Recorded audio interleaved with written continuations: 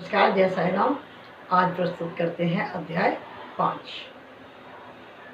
जिला औरंगाबाद के धूप गांव में चांद पाटिल नामक एक धनवान मुस्लिम रहते थे। जब वे औरंगाबाद को जा रहे थे तो मार्ग में उनकी घोड़ी खो गई। 2 मास तक उन्होंने उसकी खोज की, परंतु निराश रहे, कहीं पता न लग सका। अंत में वे निराश होकर उसकी जीभ को पीठ पर लटकाए औरंगाबाद को लौट रहे थे। तब लगभग 14 मील चलने के पश्चात उन्होंने एक आम के वृक्ष के नीचे एक फकीर को चिलम तैयार करते देखा, जिनके सिर पर एक टोपी, तन पर कफनी और पास में एक सटका था। फकीर के बुलाने पर चांद पाटिल उनके पास पहुंच गए। जीन देखते ही फकीर ने कहा, ये जीन कैसी? चांद पाटिल ने निराश स्वर में कहा, क्या कहूँ, मेरी घोड़ी खो गई है और यह जीन उसी की है। फकीर बोले, थोड़ा नाले की तरफ भी तो देखो। चांद पाटिल नाले के समीप गए तो उन्हें वहां अपनी घोड़ी चलती हुई नजर आ गई। महान आश्चर्य! उन्होंने सोचा कि फकीर कोई सामान्य व्यक्ति नहीं है, वरन कोई उच्च कोटि का मानव दिखाई पड़ता है। घोड़ी को साथ लेकर जब वे फकीर के पास लौटे तो चिलम भरकर तैयार हो चुकी थी। केवल 2 वस्तुओं की आवश्यकता रह गई थी, एक तो चिलम सुलगाने के लिए अग्नि और दूसरा साफी को गीला करने के लिए जल।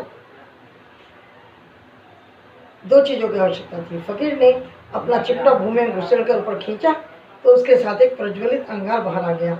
वह अंगार चिलम पर रखा गया।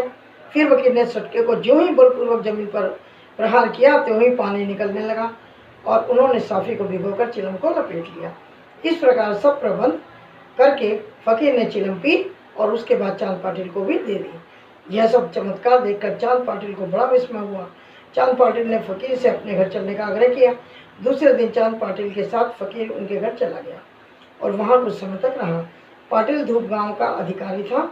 उसके घर पर उसके साले के लड़के का विवाह होने वाला था और बारात शिरडी को आने वाली थी, इसलिए चांद पाटिल शिरडी को प्रस्थान करने का पूर्ण प्रबंध करने लगे।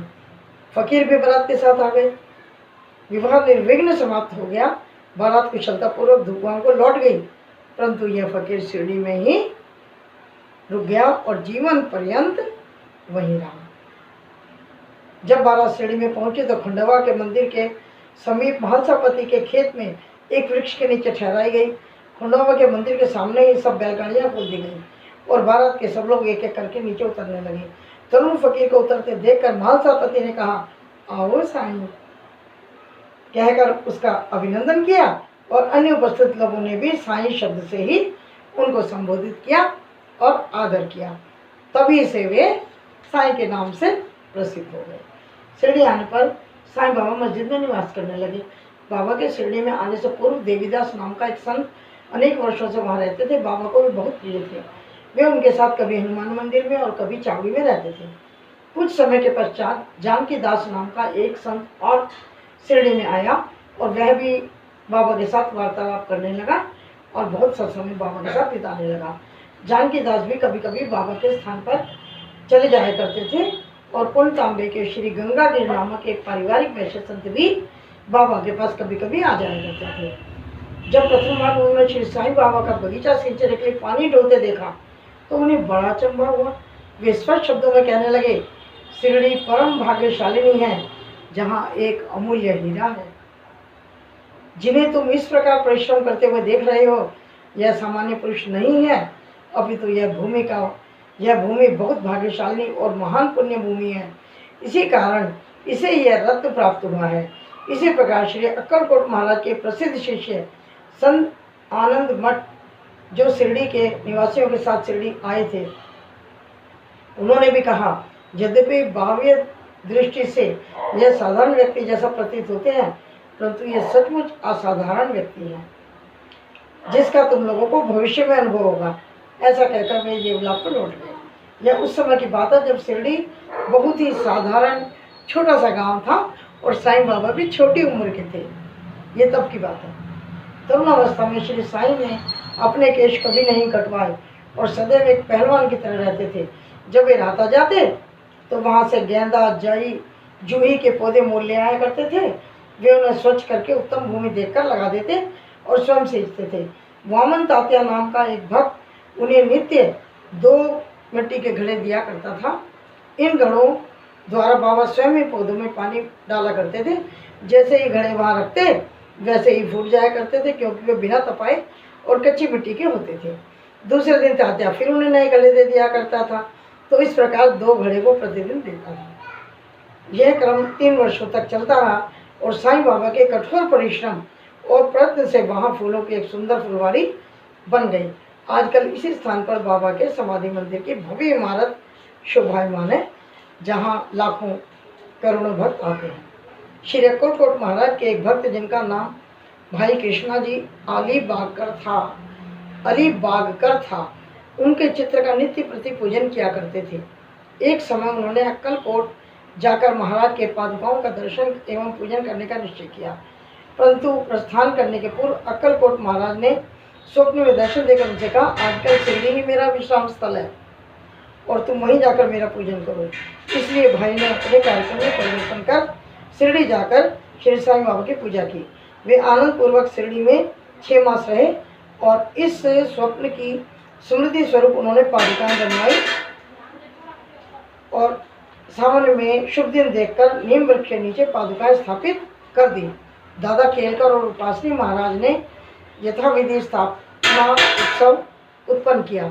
एक दीक्षित ब्राह्मण पूजन के लिए नियुक्त कर दिया गया और प्रबंध का कार्य एक भक्त सगुण मेरू नायक को सौंपा गया। ठाणे के सेवा निवृत्त वीवी देव, जो श्री साईं बाबा के परम भक्त थे, उन्होंने सगुण मेरू नायक और गोविंद कमलाकर दीक्षित से इस विषय में पूछताछ की।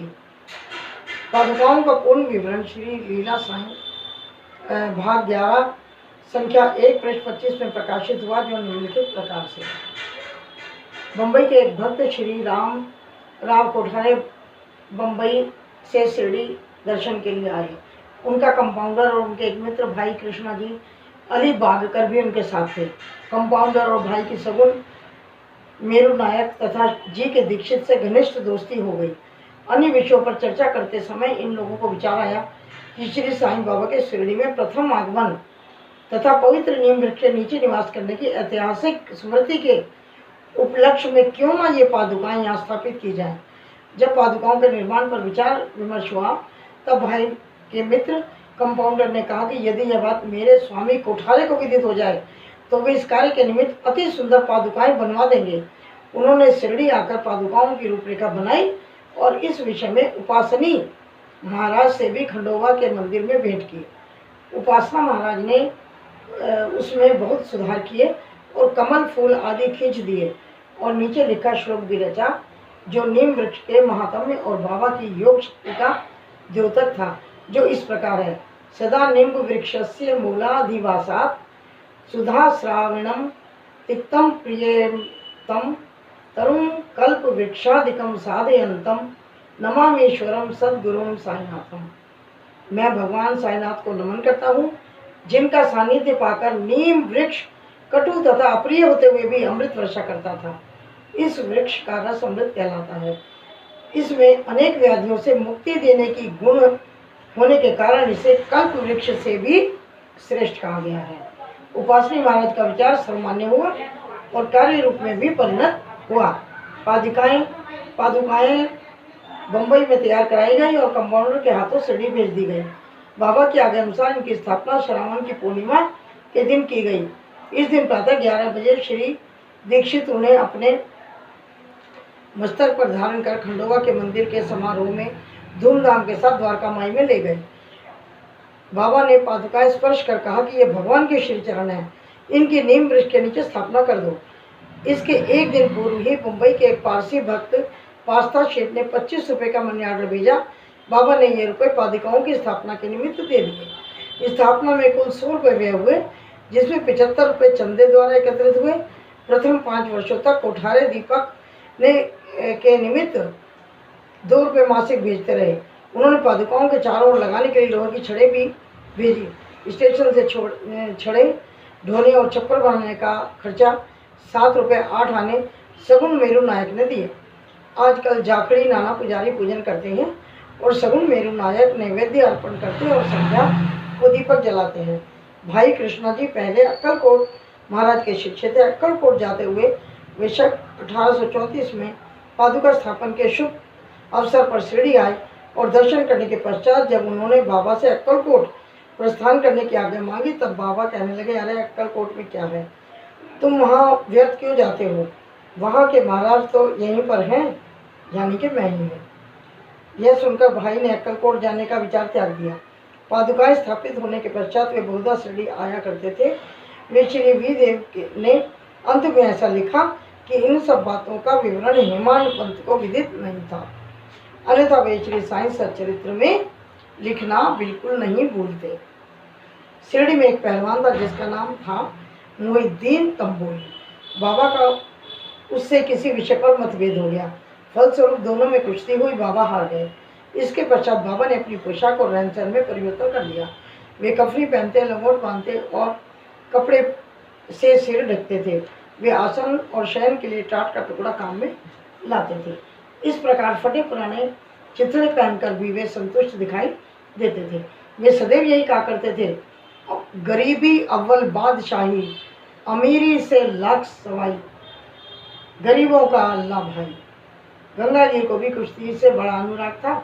एक समय जब वे कुश्ती लड़ रहा था, तब इसी प्रकार उनको भी त्याग की भावना जागृत हो गई। उसी उपयुक्त अवसर पर उसे देववाणी सुनाई दी, भगवान के साथ खेल में अपना शरीर लगा देना चाहिए। इस कारण वह संसार छोड़ आत्मानुभूति की तरफ झुक गया। उन तांबे के समीप एक मठ स्थापित कर वह अपने शिष्यों सहित वहाँ रहने लगा। श्री साईं बाबा लोगों से न मिलते, न ही वार्तालाप करते थे। जब कोई उनसे कुछ प्रश्न करता तो वे केवल उत्तरा ही उत्तर देते थे। दिन के समय वे नीम के वृक्ष के नीचे विराजमान रहते थे। कभी कभी वे गांव के मेड़ पर नाले के किनारे एक बबूल वृक्ष की छाया में भी बैठते थे और संध्या को अपनी इच्छा अनुसार कहीं भी वायु से उनको निकल जाया करते थे। नीम गांव में वे बहुधा बाला साहेब डेंगले के घर जाया करते थे। बाबा जी श्री बाला साहेब को बहुत प्यार करते थे। उनके छोटे भाई, जिनका नाम नाना साहब था, के द्वितीय विवाह करने पर भी उन्होंने कोई संतान न थी।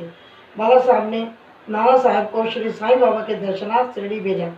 कुछ समय पश्चात उनकी श्री कृपा से नाना साहब के यहाँ पुत्र रत्न का हुआ। इसी समय से बाबा के दर्शनार्थ लोगों का अधिक संख्या में आना आरंभ हो गया और उनकी कीर्ति दूर दूर तक फैलने लगी। अहमदनगर में भी उनकी प्रसिद्धि हो गई। तभी से नाना साहब चांदोरकर, केशव चिदम्बर और अन्य कई भक्त का शिरडी में आगमन होने लगा। बाबा दिन भर अपने भक्तों से घिरे रहते और रात्रि में जीर्ण शीर्ण मस्जिद में शयन करते थे। इस प्रकार बाबा के पास कुल सामग्री चिलम तम्बाकू, एक टमरेल, एक लंबी कफनी, सिर के चारों ओर लपेटने का कपड़ा और एक सटका था जिसे वे सदा अपने पास रखते थे। सिर पर सफेद कपड़े का एक टुकड़ा वे सदा इस प्रकार बांधते थे कि मान लो एक छोर बाएं कान पर से पीठ पर गिरता हुआ ऐसा प्रतीत होता मानो वे बालों का जोड़ा हो। हफ्तों तक वे इन्हें स्वच्छ नहीं करते थे। पैर में कोई जूता चप्पल भी नहीं पहनते थे। केवल एक टाट का टुकड़ा ही अधिकांश दिन में उनके आसन का काम देता था। वे एक कोपीन धारण करते और सर्दी से बचने के लिए दक्षिण मुखी होकर धूनी तपते थे। वे धूनी में लकड़ी के टुकड़े डाला करते थे और अपना अहम इच्छाओं और समस्त विषय आसक्तियों को उसमें आहुति दिया करते थे। वे अल्लाह मालिक का सदा उच्चारण किया करते थे। जिस मस्जिद में वे पधारे थे उसमें केवल 2 कमरों के बराबर लंबी जगह थी। यहीं पर भक्त उनके दर्शन करते थे। 1912 के पश्चात कुछ परिवर्तन हुआ। पुरानी मस्जिद का जीर्णोद्धार हुआ और उसमें एक फर्श भी लगवाया गया, फर्श बनवा दिया गया। मस्जिद में निवास करने के पूर्व बाबा दीर्घकाल तक तकिया में रहे। वे पैरों में घुंघरू बांधकर प्रेम विवल होकर सुंदर नृत्य और गायन भी करते थे। जल का तेल में परिवर्तन। बाबा को प्रकाश से विशेष अनुराग है। वे संध्या समय दुकानदारों से भिक्षा में तेल मांगा करते थे और दीप मालाओं से मस्जिद को सजाकर रात्रि भर दीपक जलाया करते थे। यह क्रम कुछ दिनों तक तो ठीक ठाक चलता रहा। जब बनिए तंग आ गए, उन्होंने संगठित होकर निश्चय किया कि आज कोई भी बाबा को तेल नहीं देगा। नित्य नियम अनुसार जब बाबा तेल मांगने पहुंचे तो प्रत्येक स्थान पर उन्हें नकारात्मक उत्तर मिला। किसी से कुछ कहे बिना बाबा मस्जिद में आ गए और सूखी बत्तियां दियों में डाल दी। बनिए तो बड़े उत्सुक होकर उन पर दृष्टि जमाए हुए थे कि देखें आज दिए कैसे जलते हैं। बाबा ने टमरेल उठाया, उसमें से थोड़ा सा तेल था। उन्होंने उसमें पानी मिलाया और वे तेल मिश्रित जल को पी गए। उन्होंने उसे पुनः 3 पाल में उगल दिया और वही तेलिया पानी दियों में डालकर उन्हें जला दिया। उत्सुक बनियों ने जब दीपकों को पूरी रात जलते देखा तब उन्हें अपने किए पर बहुत पश्चाताप हुआ, बहुत दुख हुआ और उन्होंने बाबा से क्षमा याचना की। बाबा ने उन्हें क्षमा कर दिया और भविष्य में सत्य व्यवहार करने के लिए सावधान किया। उपयुक्त वर्णित कुश्ती के 5 वर्ष बाद जौहर अली नाम के एक फकीर अपने शिष्यों के साथ रहाता आए। वे वीरभद्र मंदिर के समीप एक मकान में रहने लगे। फकीर विद्वान था, कुरान की आयतें उसे कंठस्थ थी, उसका कंठ भी मधुर था। गांव के बहुत से धार्मिक और श्रद्धालु जन उसके पास आने जाने लगे। उसका यथायोग्य आदर होने लगा, लोगों से आर्थिक सहायता भी उसको मिलने लगी और इस प्रकार वीरभद्र मंदिर के पास एक ईदगाह बनाने का निश्चय उसने किया। इस विषय को लेकर कुछ झगड़ा हो गया, जिसके फलस्वरूप जौहर अली राहता छोड़कर शिरडी आ गए और बाबा के साथ मस्जिद में निवास करने लगे। उसने अपनी मधुर वाणी से लोगों का मन जीत लिया। वह बाबा को भी अपना शिष्य बताने लगा। बाबा ने कोई आपत्ति नहीं की और उसका शिष्य बनना स्वीकार कर लिया। तब गुरु और शिष्य दोनों पुनः राहता में आकर रहने लगे। गुरु शिष्य की योग्यता से अनभिज्ञ था, परंतु शिष्य गुरु के दोषों से परिचित था। इतने पर भी बाबा ने कभी उसका अनादर नहीं किया और पूर्ण लगन से अपना कर्तव्य निभाते रहे और उसकी अनेक प्रकार से सेवा की। वे दोनों कभी कभी शिरडी भी आ जाया करते थे, परंतु मुख्य निवास उनका राहता में ही था। श्री बाबा के प्रेमी भक्तों को उनका दूर राहता में रहना अच्छा नहीं लगता था, इसलिए वे सब मिलकर बाबा को शिरडी वापस लाने के लिए गए। इन लोगों की ईदगाह के समीप बाबा से भेंट हुई और उन्हें अपने आगमन का कारण बताया।